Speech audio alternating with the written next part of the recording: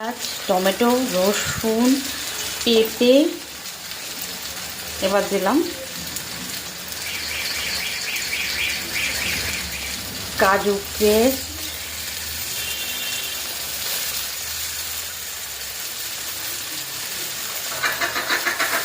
জিরে ধনে গুঁড়ো।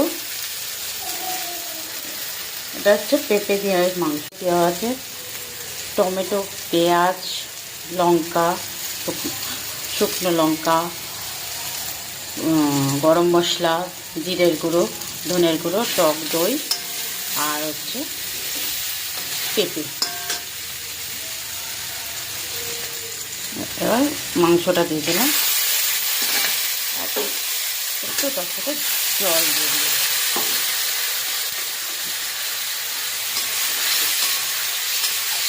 এবার কষাবো।